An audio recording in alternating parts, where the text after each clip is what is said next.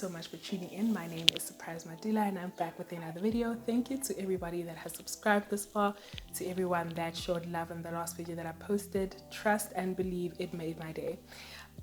Today I wanted to discuss colorism. I've had this on my mind for a while and I thought, should I, shouldn't I? But listen, basically for me this channel is just about giving my thoughts and opinions on things that are going on in our society, and who would I be if I didn't speak about colorism, because it's something that I really have had on my mind for a while.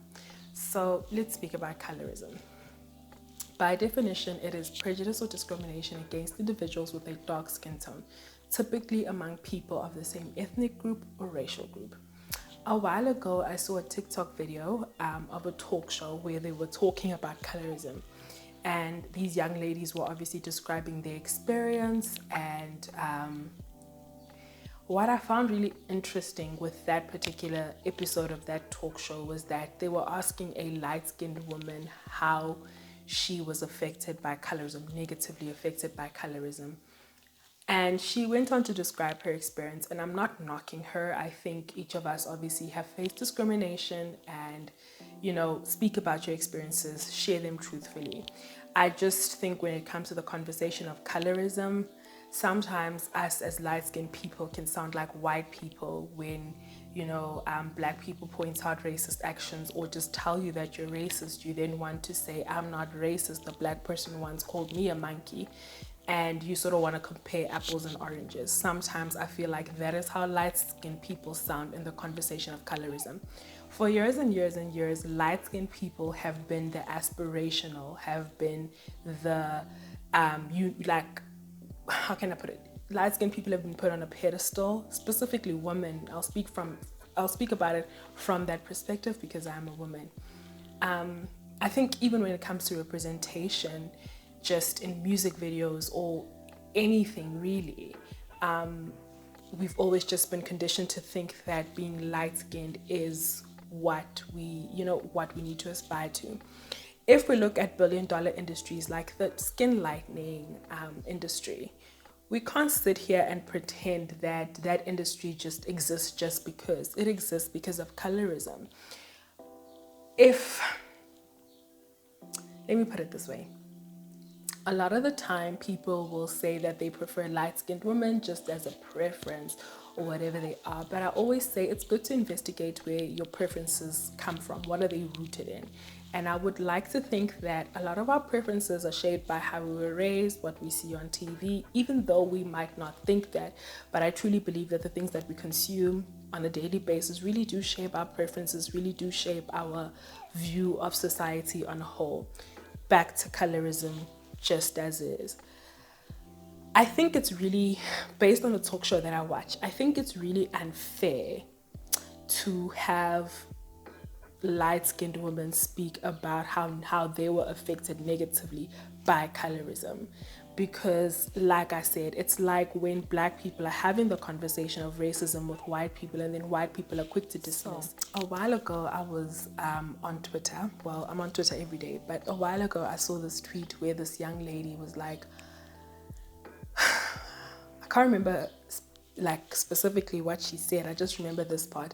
There was this picture of a colored woman and she said that colored women are so pure looking. And everyone began to ask her, what does she mean?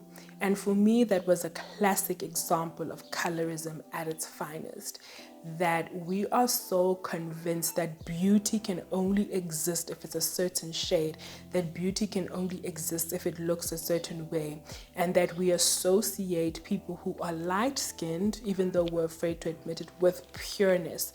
So basically, sometimes implying that people who are of a darker skin tone aren't necessarily a good representation of what is pure. So I think sometimes colorism in itself is just an image of self-hatred within our communities, where we, like, the lighter a person is, the further away they are from blackness, if you will, the better we think they are, the better we treat them, the higher the pedestal. And sometimes I wonder,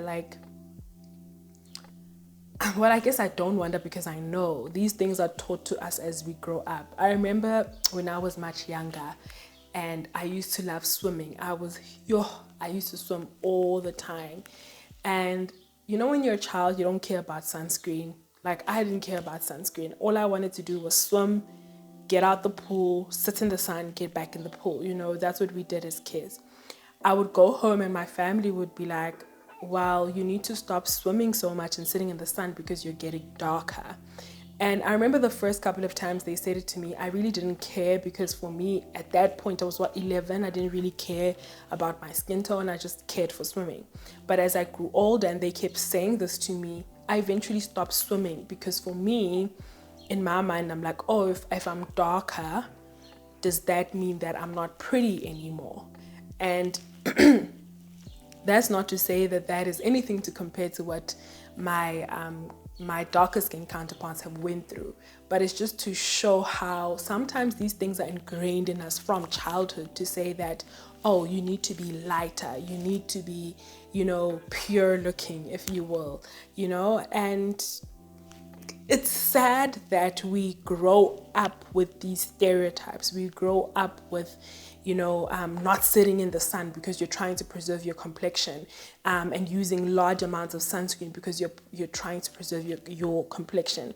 I think it's only now in my adulthood where I'm using sunscreen because, first of all, I don't want to get burnt by the sun, and I know that it's just generally a healthy thing to do.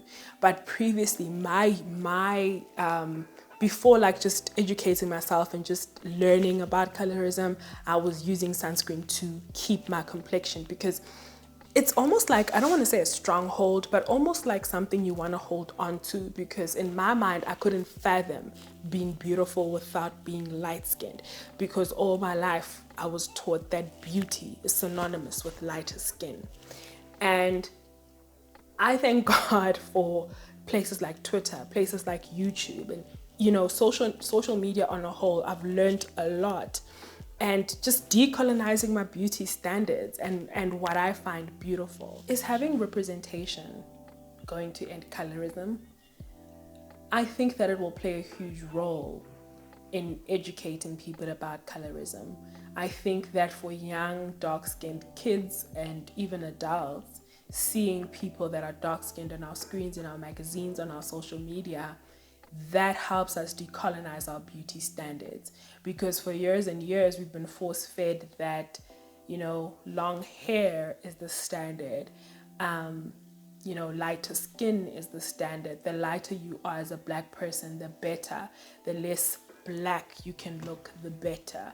So I think that representation is going to play a huge role in helping us decolonize our beauty standards, helping us just understand beauty better, because I think we've been fed the same idea of beauty: straight hair, racially ambiguous, very light-skinned, sometimes hazel eyes.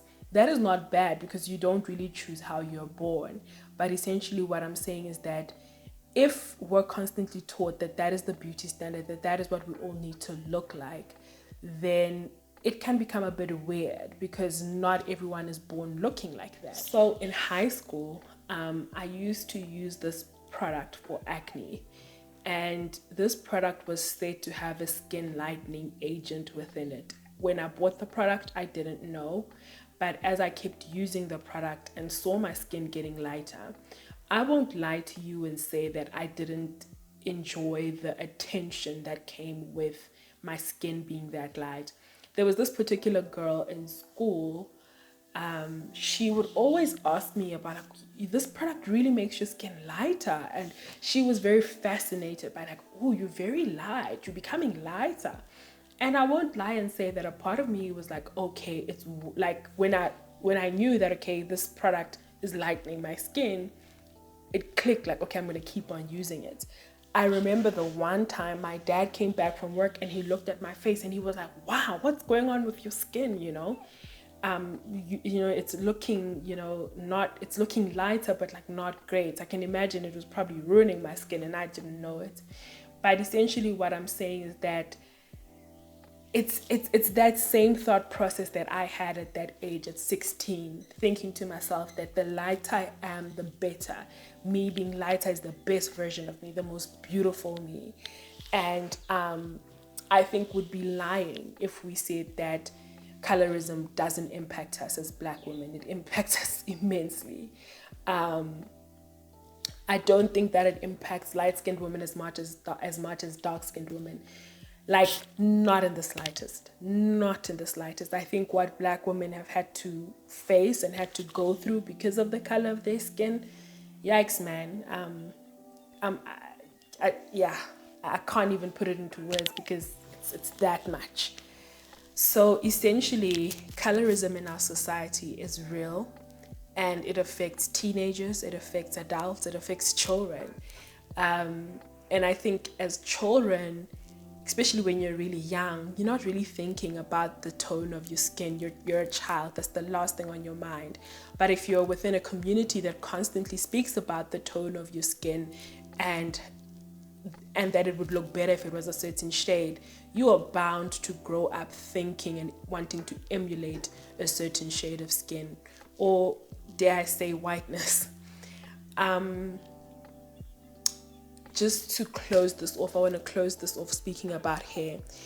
A couple of years ago here on YouTube, the natural hair community began, and I remember there were the front runners within this hair care community. And these front runners had very curly, soft looking hair, if you will, and a type of hair that I don't have. And they would be advising us Black girls who have this kinky, coily hair to buy the products that they were using. And we would go out and buy these products in hopes that our hair will not stand up as an afro, but that the curls will fall down. And each time we buy these products in hopes that it will turn our hair into what we see here at YouTube University, we would then feel disappointment. But what that created is this vicious cycle of women coming across these videos that, oh, if you buy this hair butter, your hair will be like this, forgetting that you have kinky hair. Kinky hair on its own is not straight hair. On its own, it's not a loose curl. On its own, it's a very tight curl. Kinky hair does not respond the same way a loose curl would to certain products. So I think that even within hair, discrimination exists. And sometimes we discriminate against ourselves because we're mad that we're born with a certain hair texture that doesn't look a certain way. I sometimes think maybe that's how relaxers came about, that, we weren't taught about proper hair care for this type of hair, for kinky hair, that we then obviously looked at relaxers as an easy way to look after our hair, to the point that we are here today in 2021 and we still believe that our hair is hard to look after. I think it's only until recently that I stopped using hair butters and hairspray. Like, I stopped. I use 3 products. It's shampoo, conditioner, and gel. That's it. And when I was much younger, actually, it was the same process. It was shampoo, conditioner, relaxer, and hair food. It wasn't a long process of, you know what I mean? And now we're in a society where we're told that if we use certain kind of products, it will change the texture of our hair and make it a certain way. Essentially, that is what I wanted to speak about. Colorism within our society, what it's done to us, what it's doing to us. Like I said, it even infiltrates hair. And I think, I know that when I started my natural hair journey, I really, really thought that my hair, my kinky texture hair someone just walked past, so that scared me. I thought that my kinky texture hair would somehow fall to my shoulders without a relaxer.